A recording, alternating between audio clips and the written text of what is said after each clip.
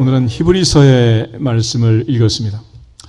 히브리서는 특별히 예수님의 탁월하심, 위대하심에 대하여 증언하는 책입니다. 1장, 2장은 천사보다 위대하신 예수 그리스도, 3장은 하나님의 종 모세보다 위대한 하나님의 아들 예수 그리스도, 또 4장은 가나안의 안식을 허락한 여호수아보다 더 위대한 하늘의 안식을 허락하신 예수 그리스도를 소개합니다. 특별히 이제 5장, 6장, 7장 이 부분은 아론의 반차를 좇은 제사장들보다 더 위대한 우리의 중보자 대제사장 예수 그리스도를 소개하고 있습니다. 특별히 하나님이 우리를 찾아오실 때, 또 인간이 하나님을 찾아갈 때, 인간은 죄인이고 하나님은 거룩하신 영이신 존재이기 때문에 하나님과 우리 사이에 중보자가 필요했습니다. 구약에서는 특별히 제사장을 세워서 제물을 가지고 죄인 대신에 제물이 피 흘려 죽고 그 피를 제단에 바르면서 하나님 앞에 제물을 가지고 나간 중보자, 바로 제사장이었습니다. 또 하나님께서 죄인을 찾아오실 때는 선지자들에게 말씀을 주셨고, 선지자는 말씀을 가지고 인간을 찾아와서 하나님의 뜻을 선포해 주었습니다. 오늘 특별히 예수 그리스도는 우리와 하나님 사이에 멜기세덱의 반차를 좇은 대제사장이라는 것을 강조해 주고 있습니다. 히브리서 4장 14절부터 16절을 먼저 한번 읽어보겠습니다. 그러므로 우리에게 큰 대제사장이 계시니 승천하시니 곧 하나님의 아들 예수시라. 우리가 믿는 도리를 굳게 잡을지어다. 우리에 있는 대제사장은 우리의 연약함을 동정하지 못하시리가 아니요 모든 일에 우리와 똑같이 시험을 받으신 이로되 죄는 없으시니라. 그러므로 우리는 긍휼하심을 받고 때를 따라 돕는 은혜를 얻기 위하여 은혜의 보좌 앞에 담대히 나갈 것이니라. 아멘. 이 예수님께서 우리의 대제사장이 되시고 또 중보자가 되셔서 오늘 구약의 모든 제사를 한 번에 완성하신 십자가의 제사로 하나님 앞에 죽기까지 순종을 넘어 복종하신 것입니다. 오늘 특별히 추수감사절인데 우리 신앙생활의 가장 중요한 태도, 믿음의 자세는 첫째는 순종이라고 할 것이고 두 번째는 감사일 것입니다. 그러므로 예수님을 통해서 우리가 순종을 먼저 배우고 그 주님께서 감사했던 그 감사의 삶을 우리 모두 회복할 수 있는 추수감사절이 되기를 주 이름으로 축복합니다. 예수님께서는 특별히 겟세마네 동산에서 나의 원대로 마시고 아버지 원대로 하옵소서. 내 뜻이 아닌 아버지의 뜻을 깨닫고 그 아버지의 뜻에 순종해서 십자가에 죽기까지 복종하신 것입니다. 결국 주님은, 온유하고 겸손하신 주님은 마지막 만찬석에서 특별히 십자가를 앞에 두고 십자가의 죽음을 지천에 이제 목전에 두고서 떡과 잔을 나누면서 이 떡을 통해서 이 잔을 통해서 감사 기도하시고 제자들과 함께 죽음을 준비하셨습니다. 우리 모두가 다 하나님 앞에서 신앙생활 하는데 가장 중요한 첫 번째 본질, 첫 번째 자세는 바로 순종입니다. 주님이 이 땅에 오셔서 내 뜻이 아닌 아버지의 뜻을 지키고 순종하셨습니다. 하나님은 광야에서 40년 동안 이스라엘 백성들에게 가르친 훈련이 순종의 훈련이었습니다. 신명기 8장을 보면 사람이 사는 것은 떡으로 사는 것이 아니고 여호와 입에서 나오는 말씀으로 산다. 말씀에 순종해야 살 수 있는 것이 광야라고 가르쳐 줍니다. 모세가 죽은 다음 여호수아를 통해서 내 종 모세가 내게 준 율법의 말씀을 내 입에서 떠나지 말게 하고 좌로나 우로나 치우치지 말고 그 가운데 기록된 대로 행하라. 그리하면 어디로 가든지 무엇을 하든지 형통하리라, 성공하리라 약속하셨습니다.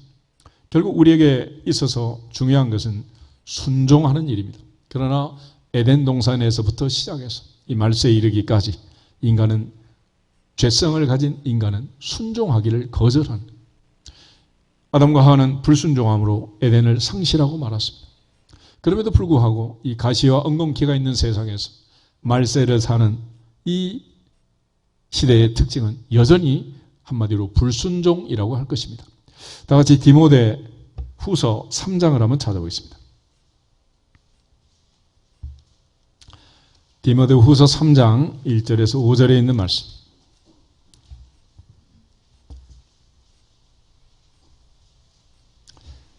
1절 읽겠습니다. 너는 이것을 알라. 말세에 고통하는 때가 이르러 사람들이 자기를 사랑하며 돈을 사랑하며 자랑하며 교만하며 비방하며 부모를 거역하며 감사하지 아니하며 거룩하지 아니하며 무정하며 원통함을 풀지 아니하며 모함하며 절제하지 못하며 사나우며 선한 것을 좋아하지 아니하며 배신하며 조급하며 자만하며 쾌락을 사랑하기를 하나님 사랑하는 것보다 더하며 경건의 모양은 있으나 경건의 능력은 부인하니 이 같은 자들에게서 내가 돌아서라. 결국 이 마지막 때 이 불순종으로부터 돌아서라고. 하나님의 뜻, 하나님의 길, 하나님의 율법의 말씀을 거역하고 거절하는 것이 이 말세의 특징입니다. 그러나 주님은 오직 내 뜻이 아닌 하나님의 뜻을 행하러 이 땅에 오셨고 그 뜻을 깨달았고 그 뜻을 찾았고 그 뜻을 위하여 십자가에 죽기까지 복종하신 것입니다. 그러므로 이 모든 상황 속에서 순종의 삶을 사는 것, 그것이 바로 신앙생활입니다. 갈릴리 가나에서 첫 번째 기적이 일어날 때 예수님의 어머니 마리아가 하인들에게 했던 말, 너에게 무슨 말씀을 하시든지 그대로 해라 그랬습니다. 결국 기적은 순종의 결과였습니다. 그러나 사울 왕은 왕이 되었지만 말씀을 버렸기 때문에 그는 왕자에서 버림을 당하고 말았습니다. 에덴 동산에서 하와가 아담이 가시와 엉겅퀴가 있는 세상에 쫓겨난 것처럼 그는 왕자에서 쫓겨나고 말았습니다. 결국 순종은 얼마나 중요한 일인가. 그러므로 신명기 28장에 보면 축복과 저주가 어떻게 해서 오는가. 결국 순종하면 들어가도 나가도 복을 받고 광주리도 떡반죽 그릇도 다 복을 받고 짐승의 새끼도 우양의 새끼도 자녀들 대대로 복을 받을 것을 약속합니다. 그러나 반대로 불순종하면 들어가도 나가도 저주를 받고 광주리도 떡반죽 그릇도 자녀들의 인생도 가축의 새끼도 모두가 다 저주다라는 것을 모세는 확실하게 선포했습니다. 오늘 하나님 앞에서 우리 모두가 다 이 영적 질서에 순종하고 하나님 앞에 순종할 때 범사에 복이 되고 은혜가 될 줄로 믿습니다. 특별히 광야에서 40년 동안 이스라엘 백성들을 훈련시킨 그 하나님께서 순종하는 것이 얼마나 중요한가라는 것을 우리에게 알려주셨던 것입니다. 동시에 이 세상을 사는 동안 하나님이 정한 이 모든 우주 만물들은 해와 달과 별, 우주의 모든 천체는 하나님이 정한 하나님의 뜻을 따라서 하나님의 질서를 따라서 움직이고 있습니다. 해와 달과 별은 태초부터 지금까지 이 질서에 따라서 이제 계절은 가을을 넘어 겨울로 가고 있는 것입니다.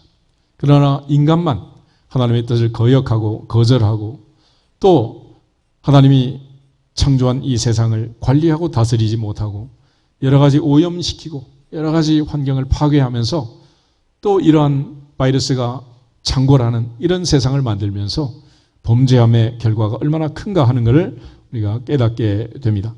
특별히 하나님께서는 우리에게 복을 주실 때 순종하는 자에게 복을 주시는데 그 순종이라는 것은 쉽게 말하면 하나님의 질서에 순복하는 것입니다. 하나님의 질서. 하나님의 질서를 어기면 어떻게 되겠느냐.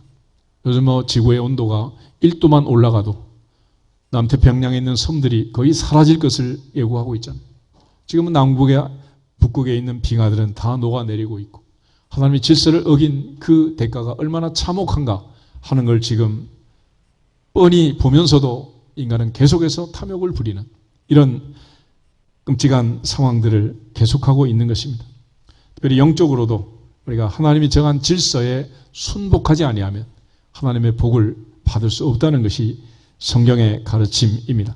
고린도전서 14장 33절 한 절을 찾아보겠습니다.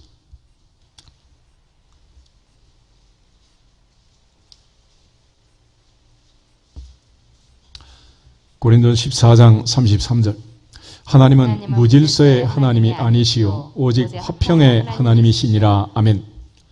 하나님은 무질서의 하나님이 아니다. 하나님은 질서의 하나님이다. 하나님은 화평의 하나님이다 그랬습니다. 하나님은 우주 만물도 하나님의 질서를 어길 때는 징계하지만 인간도 역시 마찬가지. 하나님의 질서를 어길 때는 징계할 수밖에 없고 벌을 내릴 수밖에 없단 말이에요. 그래서 세상에서도 질서를 지켜야 되고 교회 안에서도 질서를 지켜야 합니다. 우리가 특별히 이 지구에 사는 지구인으로서 지구 환경을 보호하기 위한 이런 자연의 질서도 지켜야 되는 것이 마땅한 일이고, 특별히 대한민국에 살고 있으면 대한민국의 질서도 지키는 것이 마땅하다는 거예요. 로마서 13장을 찾아보겠습니다.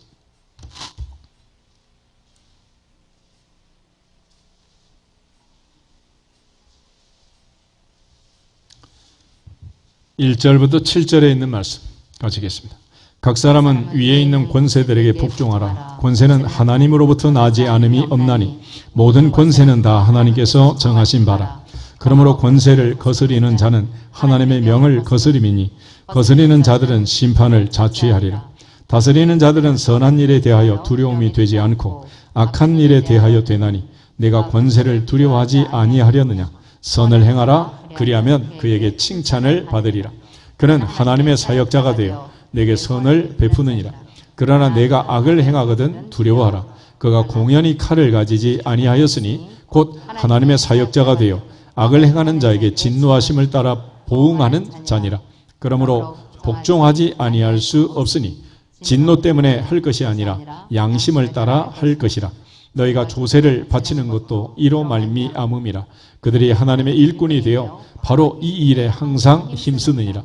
모든 자에게 줄 것을 주되 조세를 받을 자에게 조세를 바치고 관세를 받을 자에게 관세를 바치고 두려워할 자를 두려워하며 존경할 자를 존경하라. 아멘. 우리는 이 땅에 살면서, 특별히 대한민국 안에 살면서 대한민국 국민으로서의 책임과 의무도 마땅히 다해야 되는 것이고 이 질서도 지켜야 한다라는 것을 사도 바울이 여기서 강조해 주고 있습니다. 그러나 동시에 교회 안에서 하나님이 세운 영적 질서도 역시 지켜야 한다.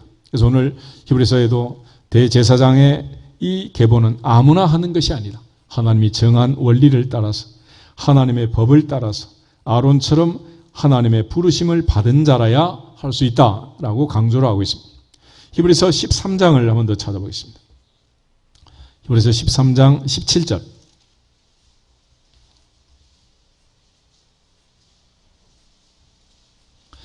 히브리서 13장 17절 말씀.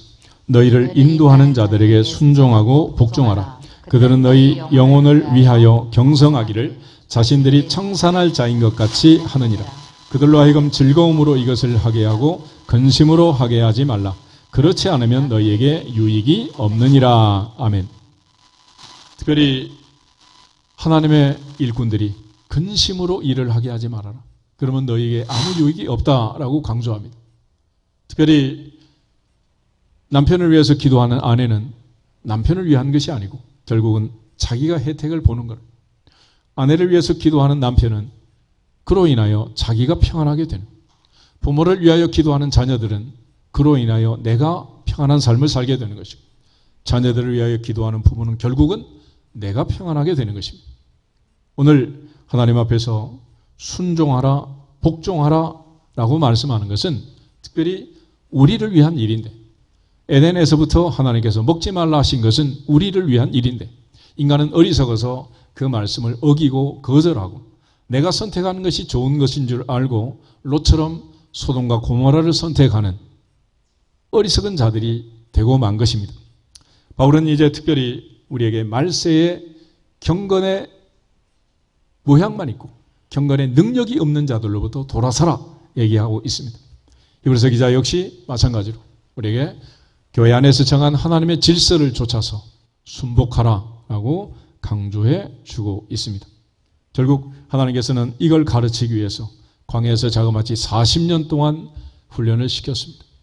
애굽의 430년 종살이, 바벨론 포로 70년의 그 고난의 세월을 통해서 하나님은 순종의 훈련을 시켜요. 순종이 제사보다 낫고 듣는 것이 순양의 기름보다 낫다. 그래서 예수님이 이 땅에 오셔서 마지막 순종이 얼마나 중요한 것인가를 십자가로 보여주신 거예요.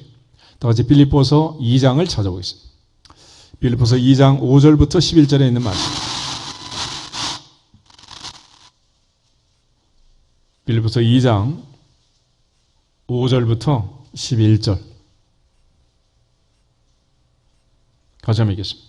너희 안에 이 마음을 품으라. 곧 그리스도 예수의 마음이니 그는 근본 하나님의 본체시나 하나님과 동등됨을 취할 것으로 여기지 아니하시고 오히려 자기를 비워 종의 형체를 가지사 사람들과 같이 되셨고 사람의 모양으로 나타나사 자기를 낮추시고 죽기까지 복종하셨으니 곧 십자가에 죽으심이라. 이러므로 하나님이 그를 지극히 높여 모든 이름 위에 뛰어난 이름을 주사 하늘에 있는 자들과 땅에 있는 자들과 땅 아래에 있는 자들로 모든 무릎을 예수의 이름에 꿇게 하시고 모든 입으로 예수 그리스도를 주라 시인하여 하나님 아버지께 영광을 돌리게 하셨느니라. 아멘. 그리스도 예수의 마음은 한마디로 온유와 겸손입니다. 나는 마음이 온유하고 겸손하다. 수고하고 무거운 짐진 자들아 다 내게로 오라 말씀하셨습니다. 주님은 온유하고 겸손하신 마음으로 십자가를 지셨습니다. 하나님과 동등됨을 취할 것으로 여기지 않고 자기를 비워 종의 모양으로 사람의 모양으로 십자가에 죽기까지 순종을 넘어 복종하신 것입니다. 그 결과 하나님은 하나님 보좌 우편까지 다시 승귀하도록 은혜를 주시고 하늘에 있는 자, 땅에 있는 자, 땅 아래에 있는 모든 자의 무릎을 예수님의 이름에 꿇게 하시고 아버지 하나님께 영광을 돌리게 하신 것입니다. 하나님께서는 겸손한 자에게 더욱 큰 은혜를 주시고 교만한 자는 물리치신다 그랬습니다.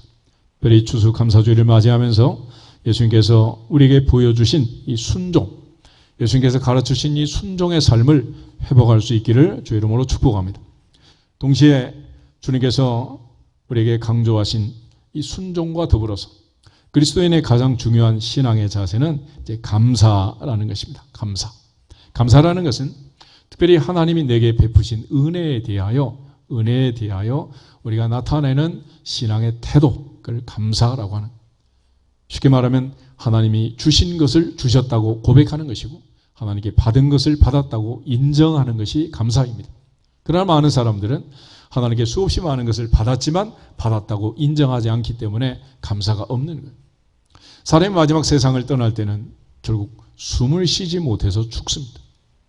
왕이 세상을 떠나면 무명시를 가지고 코에다 대잖아요. 숨을 쉬는지 안 쉬는지. 하나님은 생기를 집어넣어 생명이 되게 했습니다.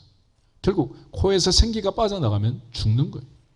인간은 결국 숨 쉴 힘이 없어서 세상을 떠나고 마는 것입니다. 하나님께서는 우리에게 태어나서부터 지금까지 호흡할 수 있도록 얼마나 많은 은혜를 주시고 하나님께서 얼마나 큰 은혜를 주셨냐는. 그런데 아침에 일어나서 숨 쉬는 것에 대해서 눈이 보이는 것에 대해서 손가락 발가락이 움직이고 일어난 것에 대해서 아침에 일어나서 우리가 하루를 시작하는 이 모든 삶 속에서 모두 다 기적처럼 졸지도 않고 주무시지 않는 그 하나님의 은혜로 우리가 또 하루를 시작하고 이 시간도 예배의 자리에 있게 된 것을 믿습니다. 그럼에도 불구하고 인간은 하나님께 받은 것을 받았다고 인정하지 않고 모두가 내 것인 것처럼 처음부터 원래부터 그런 것처럼 착각을 하고 있는 거죠. 결국 기독교 신앙은 하나님의 은혜에 대한 감사입니다.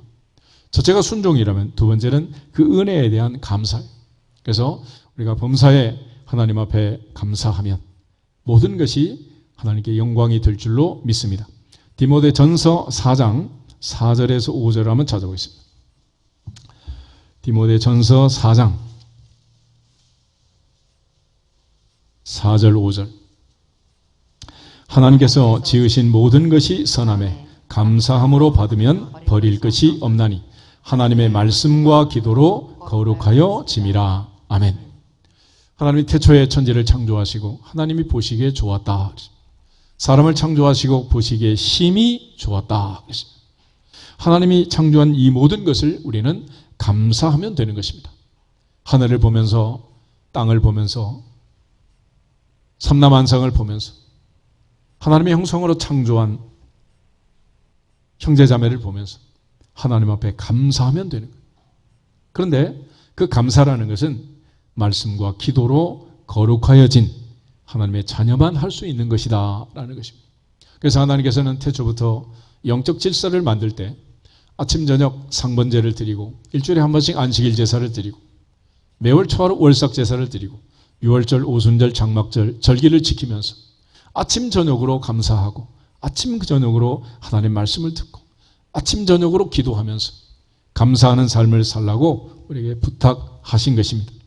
이제 이러한 감사의 삶을 회복하는 것. 그것이 바로 하나님의 뜻이고 하나님이 우리에게 원하시는 일입니다. 이스라엘 백성들은 광야에서 자그마치 40년을 살았습니다. 그런데 하나님 앞에 하나님이 원하는 답을 내놓지 못하고 그들은 원망하다가 광야에서 엎드러져 죽고 말았습니다. 430년 종살이에서 해방시켜 주셨고 아침에는 만나고 저녁에는 메추라기로 그들을 광야에서 먹여 살렸습니다. 낮에는 구름기둥으로 밤에는 불기둥으로 추위와 더위를 이기도록 은혜를 베풀어 주셨습니다. 40년 동안 굶어 죽은 사람도 없었고 발이 부르튼 사람도 없었고 의복이 헤어진 사람도 없었고 하나님께서 한 사람도 어려움을 당하지 않도록 복을 주신 거예요. 그런데 그들은 왜 광야에서 엎드려서 죽고 말았느냐? 그들은 하나님 앞에 감사 대신 원망으로 날마다 열심히 뭉쳐서 한꺼번에 모세를 향해서 하나님을 향해서 원망했기 때문에 그런 거예요. 그러나 모세는 홍해바다 앞에서도 마라의 쓴물 앞에서도 먹을 것이 떨어져도 마실 물이 없어도 반석 앞에서도 전쟁을 치를 때도 감사했고 부르짖었기 때문에 하나님께서 은혜를 주신 거예요. 홍해바다 앞에서 원망하던 백성들에게 모세가 선포했던 얘기가 저기 14장 10절부터 14절에 나와 있는데 너희는 가만히 있을지어다. 너희는 가만히 있을지어다. 너희가 오늘 본 애굽 사람을 또다시는 영원히 보지 않을 것이다. 여호와께서 너희를 위하여 싸우시리니 너희는 가만히 있을지어다 라고 기도하면서 선포하면서 부르짖었습니다. 그래서 모세가 살았던 광야 40년 그 삶 속에서 우리가 베풀 수 있는 광야의 법칙이 있어요. 같이 한번 따라해요. 죄선은 부르짖는 것이요 자선은 가만히 있는 것이요 죄악은 원망하는 것이다. 단군 이래로 우리는 가장 좋은 가장 행복한 세계가 부러워하는 코리아에 살고 있습니다. 그런데 많은 사람들이 뭐 헬조선이다 뭐다 이래가면서 원망을 너무 많이 하는 거예요. 불평을 너무너무 많이 하는 거예요. 특별히 추수감사주일을 맞이하면서 다시 한번 하나님 앞에 감사를 회복할 수 있기를 주 이름으로 축복합니다. 진정으로 주님은 십자가의 죽음을 앞에 두고도 원망하지 않았습니다. 내 뜻이 아니라 아버지 뜻이 무엇인가를 기도했고 그것이 아버지의 뜻이라면 자원해서 십자가를 지겠습니다. 그리고 주님은 십자가를 선택하고 십자가에 죽기까지 복종하셨습니다. 하나님께서 우리에게 원하시는 것은 바로 그 주님의 모습을 본받고 주님 닮기를 원하는 거예요. 히브리서 기자가 우리에게 강조하는 것은 예수님을 보라는 예수님. 그래서 히브리서는 히브리인들에게 특별히 율법과 제사를 강조하는 그 백성들에게 더 중요한 것이 무엇이냐? 천사보다 예수 그리스도, 모세보다 예수 그리스도, 여호수아보다 예수 그리스도, 대제사장보다 예수 그리스도의 위대하시고 탁월하심을 생각하고 특별히 예수님의 십자가의 죽음으로 단번에 인류의 죄를 구속하시고 자신이 친히 대제사장이 되어서 자신이 친히 제물이 되어서 십자가의 제사로 인류의 죄를 대속하시고 완성하신 예수 그리스도를 바라보고 예수 그리스도를 생각하라는 거예요. 히브리서 3장 1절을 한번 찾아보겠습니다. 히브리서 3장 1절.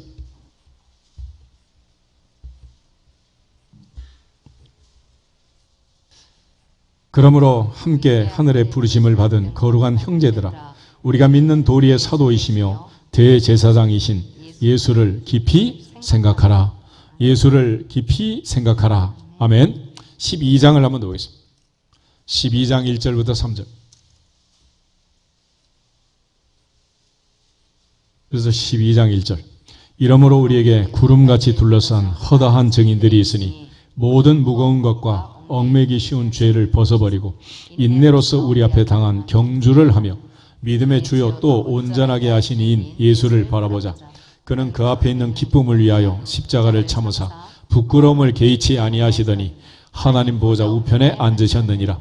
너희가 피곤하여 낙심하지 않기 위하여 죄인들이 이같이 자기에게 거역한 일을 참으신 일을 생각하라. 아멘. 예수를 바라보자. 참으신 일을 생각하라. 할렐루야. 결국 예수님께서 이 땅에 오셔서 죽기까지 순종하시고 십자가로 보여주신 이 예수님의 모습, 우리의 대제사장 예수 그리스도의 순종을 생각하고 예수 그리스도를 십자가를 바라보자라고 강조하고 있습니다. 결국 이것을 가리켜 성경은 은혜라고 하는 거예요. 은혜.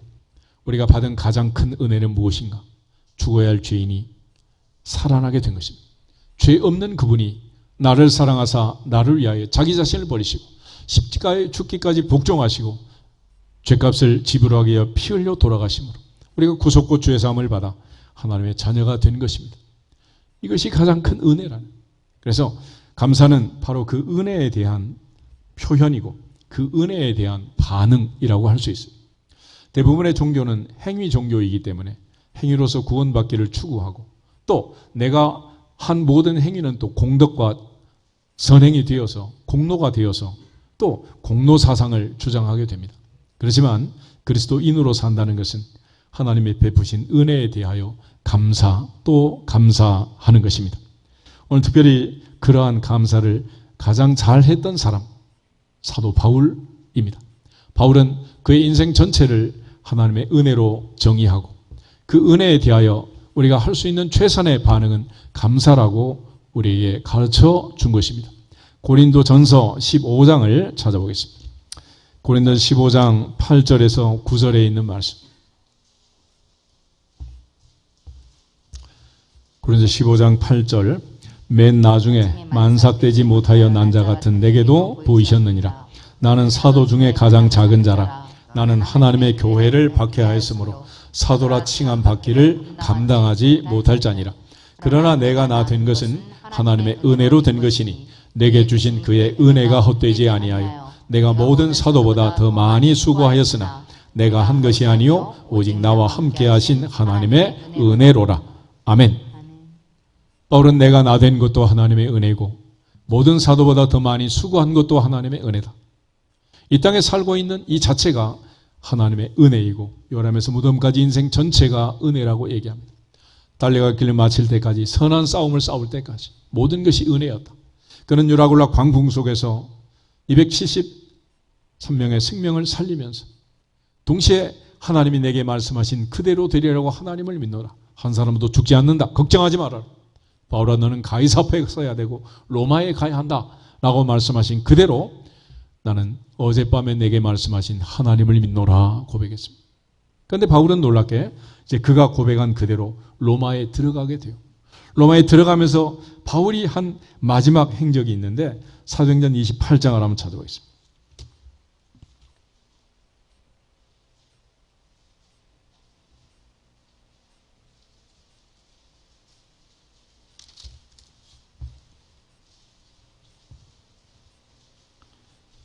(14절부터) 11절부터 15절 말씀을 같이 한번 읽겠습니다.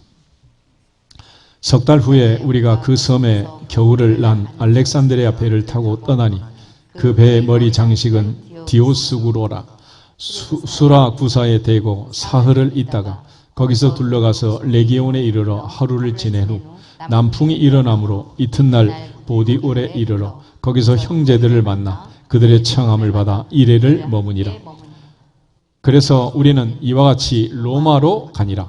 그곳 형제들이 우리 소식을 듣고 앞비오 광장과 트레이스 타베르네까지 맞으러 오니 바울이 그들을 보고 하나님께 감사하고 담대한 마음을 얻으니라. 아멘.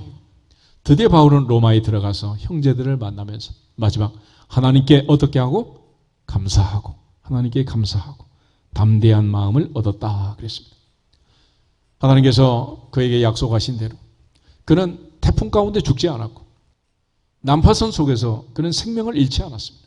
그는 믿음으로 승리했고 하나님께서 주신 은혜대로 그는 마지막 로마에 들어가게 됩니다. 그래서 감사라는 것은 하나님이 내게 베푸신 은혜에 대한 가장 중요한 신앙의 표현이라고 할 것입니다. 그러므로 시편에 보면 아침에도 감사, 저녁에도 감사, 항상 감사 기도를 드리게 됩니다. 시편 136편에는 천지를 창조하신 하나님, 창조주 하나님에 대한 감사와 더불어 이스라엘 백성들을 출애굽시킨 구원하신 하나님의 은혜에 대한 감사로 가득 차 있습니다. 창조주 하나님, 구세주 하나님, 하나님이 하신 두 가지 가장 큰 일은 창조와 구원입니다. 이 범주에 우리가 살아가는 모든 일들이 다 포함되어 있고, 특별히 우리가 그러한 하나님의 은혜에 대하여 다시 한번 추수감사주일을 맞이하면서 감사를 회복할 수 있기를 주님의 이름으로 축복합니다. 바울은 내가 나된 것은 하나님의 은혜다. 은혜다. 나는 만삭되지 못하여 난 자 같은 도저히 은혜 받을 수 없는 사람이다 라는 걸 강조합니다. 에베소 3장 7절부터 9절에 가서도 모든 성도 중에 지극히 작은 자보다 더 작은 자지만 하나님이 은혜를 주셨다라고 고백하고 있고, 디모데전서 1장 12절부터 15절에 가면 나는 죄인 중에 괴수라고 얘기합니다. 하나님의 교회를 핍박한 회방자, 폭행자, 배반자였지만은 하나님께서 다시 회복시켜 주셔서 이 은혜를 주셔서 사도가 되고 달려갈 길을 마칠 때까지 주에서 받은 사명, 곧 은혜의 복음을 증거하는 일을 마치려 하면은 생명을 조금도 귀하게 여기지 않고 일사각오로 복음을 전했던 그의 인생 전체가 하나님의 은혜였다고 고백합니다. 그 은혜에 대한 표시가 뭐냐? 그것이 감사입니다. 그러므로 하나님이 내게 얼마나 큰 은혜를 주셨는가를 깨닫지 못하면 감사는 불가한 것입니다.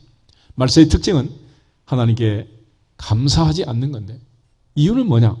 하나님께서 주신 것을 주셨다고 인정하지 않고 하나님께 받은 것을 받았다고 인정하지 않기 때문에 그런, 결국 우리가 언제 그걸 깨닫게 되느냐? 마지막 세상을 떠날 때 깨닫게 될 것입니다. 우리는 아무것도 가지고 온 것이 없고 가지고 갈 것도 없는 거예요. 그러므로 살아있는 동안 내게 있는 모든 것은 하나님이 주신 것임을 믿고 오늘부터 감사하는 삶을 회복하기를 주님의 이름으로 축복합니다. 디모데전서 6장을 한번 찾아보겠습니다. 6절부터 10절에 있는 말씀. 디모데전서 6장 6절. 그러나 자족하는 마음이 있으면 경건은 큰 이익이 되느니라. 우리가 세상에 아무것도 가지고 온 것이 없음에 또한 아무것도 가지고 가지 못하리니 우리가 먹을 것과 입을 것이 있은즉 족한 줄로 알 것이니라. 부하려 하는 자들은 시험과 울무와 여러 가지 어리석고 해로운 욕심에 떨어지나니 곧 사람으로 파멸과 멸망에 빠지게 하는 것이라. 돈을 사랑함이 일만하게 뿌리가 되나니 이것을 탐내는 자들은 미혹을 받아 믿음에서 떠나 많은 근심으로써 자기를 찔렀도다. 자기를 찔렀도다. 결국은 자기를 찌르고 만다는, 하나님 앞에 자족하면서 감사하지 못하면 자기를 찌르게 된다라는 것입니다. 사도 바울은 이런 면에서 하나님의 은혜를 얼마나 많이 받았는가를 깨닫고 그럼 우리에게 감사하는 삶을 살라고 얘기합니다. 사도 바울의 감사는 첫째, 감사는 하나님의 뜻이다. 바울은 항상 감사가 하나님의 뜻이다라고 얘기합니다. 데살로니가 전서 5장 다시 한번 찾아보겠습니다. 데살로니가서 5장 16절에서 18절 잘 아는 말씀.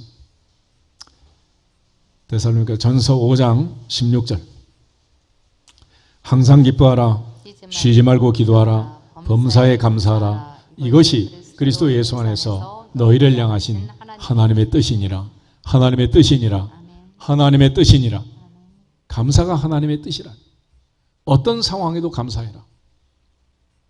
홍해바다 앞에서도 유라굴로 광풍 속에서도 특별히 다니엘은 사자굴을 앞에 두고 하루 3번씩 기도하면서 자기 하나님께 감사하였더라. 감사하였더라. 그는 감사로 사자굴을 통과합니다. 요나는 물고기 뱃속에서 3일 3야를 있으면서 마침내 하나님께 감사할 때 하나님 물고기에게 명령해서 이제 됐다. 토해내라. 그래서 살아나게 된 거예요. 언제든지 위기를 벗어나고 싶으면 감사하시면 됩니다. 그래서 기독교의 감사는 감사할 일이 있어서 감사하는 것이 아니고 감사하면 하나님께서 감사할 일로 기적으로 은혜로 채워주실 줄 믿습니다. 오늘부터 감사하면 범사가 형통하게 될 것입니다. 또한 우리가 이 세상을 살면서 어떤 사람이 되는 것이 마땅한가? 특별히 사도 바울은 감사하는 사람이 되는 것이 가장 좋다라고 얘기를 해요. 우리 골로새서 3장을 한번 더 보겠습니다. 골로새서 3장 12절부터 15절. 골로새서 3장 12절. 그러므로 너희는 하나님이 택하사 거룩하고 사랑받는 자처럼 긍휼과 자비와 겸손과 온유와 오래 참음을 옷 입고 누가 누구에게 불만이 있거든 서로 용납하여 피차 용서하되 주께서 너희를 용서하신 것 같이 너희도 그리하고 이 모든 것 위에 사랑을 더하라. 이는 온전하게 매는 띠니라. 그리스도의 평강이 너희 마음을 주장하게 하라. 너희는 평강을 위하여 한 몸으로 부르심을 받았나니 너희는 또한 감사하는 자가 되라. 감사하는 자가 되라. 어떤 사람 되라? 감사하는 자가 되라. 할렐루야. 우리 아버지 한번 인사하겠습니다. 감사하는 자로 삽시다. 감사하는 자로 삽시다. 그것이 하나님의 뜻이라. 하나님의 뜻은 감사이고 감사는 하나님의 뜻이다. 또 우리가 어떤 사람으로 인생을 마지막까지 살아야 되느냐? 감사로 살라는. 보통 사람이 나이 많아 늙어지면 노화가 오고 원하든 원치 않든 할머니 할아버지가 되는 거 아니겠어요? 그런데 두 양극단이 거기서도 생긴다는. 요즘 양극화를 얘기하고 양극단을 얘기하고 점점 심해진다 그렇게 말하는데 나이 많아 늙어질수록 손자 손자들에게 인정받는 인자하고 온유한 사랑이 넘치는 할머니 할아버지가 되기를 축복합니다. 손자 손녀가 할머니 싫어요 할아버지 싫어요 그러면 디엔드 끝나는 거야. 하나님 앞에까지 갈 것도 없어. 그러니까 마지막 세월이 흘러가면 흘러갈수록 점점 주님을 닮아가는, 주님을 기뻐하는, 주님의 순종을 본받는 가장 중요한 표상이 뭐냐? 감사라는. 감사. 그래서 아침에 일어나면서 감사하고 눈을 뜨면서 감사하고 숨을 쉬면서 감사하고 손발을 움직이면서 감사하고. 할렐루야. 그래서 아침에 일어날 때 자리에서 최소 3분에서 5분 하나님께 감사하면서 감사 기도하면서 하루를 시작하라는 그것이 중요하다. 그래서 사도 바울은 그의 인생을 통해서 우리에게 감사에 대하여 교훈할 때 감사는 하나님의 뜻이다. 그리고 이 세상에 우리가 사는 동안 하나님의 평강을 누리기 위해서 감사하는 자가 되라. 감사해야 한다. 감사하는 사람이 되어야 한다. 라는 것을 강조합니다. 왕이 되는 거 중요한 게 아니고 우리가 직분을 맡은 게 중요한 게 아니고 범사에 어떤 상황에 처하든지 감사하는 자가 될지어다. 이것이 하나님의 뜻이라. 사도 바울은 특별히 에베소서와 빌립보서에서 중요한 감사의 원칙을 우리에게 가르쳐 주고 있는데 먼저 에베소서 5장을 한번 찾아보겠습니다. 에베소서 5장.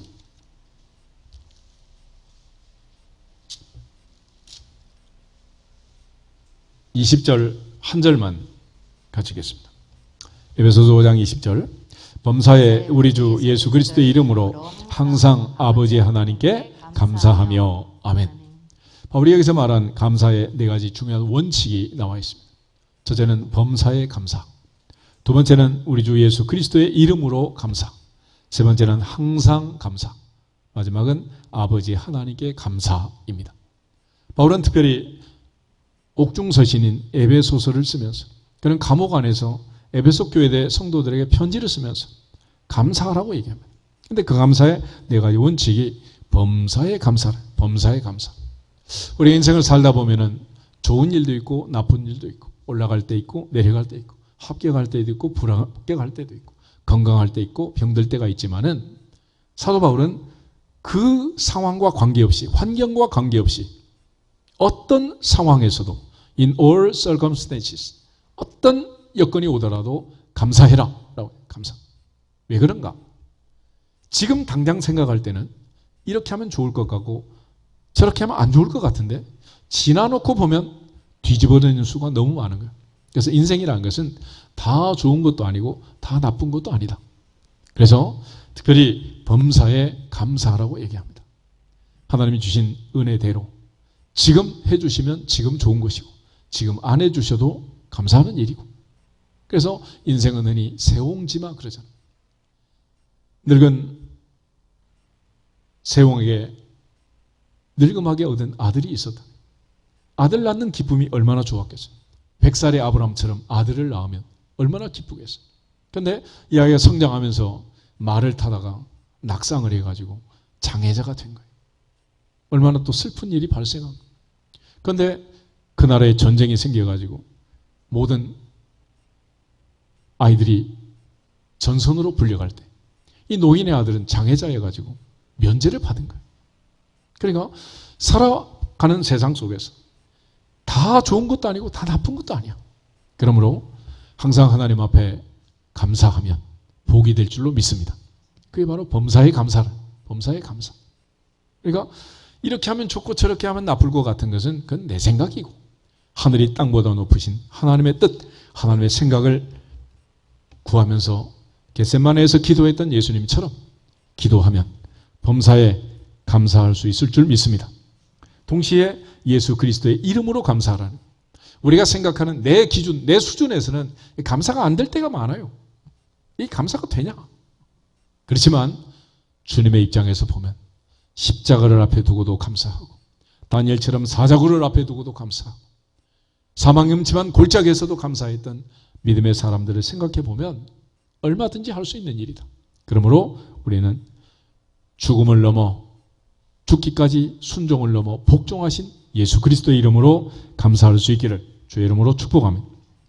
또한 세 번째는 항상, 그래서 항상 시간적으로 요람에서 무덤까지, 영원부터 영원까지 인생 전체가 하나님 손에 있음을 알고, 아이가 태어나던 그날도 감사하고, 마지막 세상을 떠나는 그날도 감사하고, 어린 시절도 감사하고, 청소년 시절도 감사하고, 중년도 감사하고, 노년도 감사하고, 날마다 시마다 때마다 아침에도 저녁에도 감사하고, 한평생 현재적으로 감사할 수 있기를 주의 이름으로 축복합니다. 동시에 감사는 아버지 하나님께 하는 거예요. 감사는 대상이 있습니다. 아무에게나 하는 게 아니고 우주 만물을 창조하시고 오늘도 우리의 생사화복을 주장하시고 인류의 흥망성쇠를 주장하시는 역사의 주인이신 아버지 하나님께 감사하라. 할렐루야. 이 중요한 원칙을 지키면서 감사하라는, 다시 한번 따라서 하겠습니다. 범사에 감사. 범사에 감사. 우리 주 예수 그리스도의 이름으로 감사. 우리 주 예수 그리스도의 이름으로 감사. 항상 감사. 항상 감사. 아버지 하나님께 감사. 아버지 하나님께 감사. 빌립보서 4장 4절부터 7절을 보면 사도 바울은 특별히 감옥 안에서 빌립보 교회 성도들에게 중요한 기도의 원리를 강조해 주고 있습니다. 그 중에서 6절 말씀을 같이 보겠습니다. 아무것도 염려하지 말고 다만 모든 일에 기도와 간구로 너희 구할 것을 감사함으로 하나님께 아뢰라. 아멘. 바울의 기도는 바로 이런 기도였습니다. 첫째는 아무것도 염려하지 말라 그랬어요. 염려할 일이 생겼는데, 근심 걱정 염려가 파도처럼 밀려오는데 어떻게 할 것인가? 그래서 내 인생에 염려할 일이 생기면 그는 염려하라는 게 아니고 기도하라는 사인이다 라고 믿고, 여러분이 걱정하고 염려하는 모든 것들 리스트를 만들어서 10개든 20개든 30개든 300개든 염려할 리스트를 만든 다음에 타이틀만 바꾸면 되는 거예요. 기도 제목. 내일 아침부터 40일간 붙들고 기도하면 하나님께서 염려를 감사로 바꿔주실 줄로 믿습니다. 염려할 일이 아니라는. 그래서 내 인생에 어떤 염려든지 일단은 기록하고 제목만 바꾸면 되는 거예요. 기도 제목. 할렐루야. 그렇게 하면 나중에 그것이 감사의 제목으로 바뀌는 거고 응답의 리스트가 될 것입니다. 두 번째는 모든 일에 기도와 간구로 그랬습니다. 보통은 큰 일이 생겨서 기도하고, 큰 일이 생겨서. 그렇지만 우리가 살아가는 모든 것이 기도 제목이라고 합니다. 흔히 기도는 영혼의 호흡이라고 합니다. 영혼의 호흡. 사무엘은 특별히 내가 기도하기를 쉬는 죄를 범치 않겠다 그랬습니다. 아무리 우리가 급하고 바쁘고 밥은 40일 동안 못 먹고 금식할 수 있지만은 그럼에도 불구하고 꼭 해야 되는 일, 숨은 쉬어야 하느니라. 숨은 쉬어야 하느니라. 그것이 기도란 말이에요. 기도. 그러므로 기도의 줄을 놓지 않고 남은 인생 살아갈 수 있기를 축복합니다. 큰 일이 생겨서 기도하지 말고 미리 기도하면 큰 일은 쉽게 넘어갈 줄로 믿습니다. 세 번째는 너희 구할 것을 감사함으로 그랬습니다. 감사함으로. 최고의 기도는 감사 기도입니다. 최고의 예배는 감사 예배예요. 최고의 헌금은 감사 헌금이고 최고의 찬송은 감사 찬송. 그러므로 하나님 앞에 기도할 때도 감사해라. 염려가 태산같이 몰려올지라도 감사하면서 기도하면 하나님이 응답하실 줄로 믿습니다. 결국 아무것도 염려하지 말고 어떤 일이든지 늘 평소에 기도하면 큰 위기도 쉽게 넘어가게 될 것이고 염려는 감사로 바뀌게 됩니다. 그래서 기독교적인 감사는 감사할 일이 있어서 감사하는 것이 아니고 감사하면 감사할 일로 바뀌게 되는 줄 믿습니다. 마지막 네 번째는 하나님께 아뢰라. 역시 마찬가지. 기도의 대상도 하나님, 감사의 대상도 하나님, 찬양의 대상도 하나님. 우리가 예배드리는 이 예배의 대상도 오직 하나님 아버지이신 줄 믿습니다. 그런 차원에서 아무것도 염려하지 말고 다만 모든 일에 기도와 간구로 너희 구할 것을 감사함으로 하나님께 아뢰라 부탁하고 있습니다. 우리 모두가 이제 내일부터 바로 이 바울의 감사를 붙들고 감사하면서 기도하면 올 한 해 남은 40일 이제 감사하면서 기도하면서 한 해가 감사할 일로 가득 차게 될 줄로 믿습니다. 2022년 새해도 감사로 또 한 해를 열고 감사로 한 해를 살아가게 하실 줄로 믿습니다. 남은 평생 하나님 앞에 감사하면서 감사 기도하면서 하나님께 영광을 돌릴 수 있기를 주님의 이름으로 축복합니다. 다 같이 주 예수 그리스도의 이름으로 감사할지어다 선포하고 기도하겠습니다. 주 예수 그리스도의 이름으로 감사할지어다.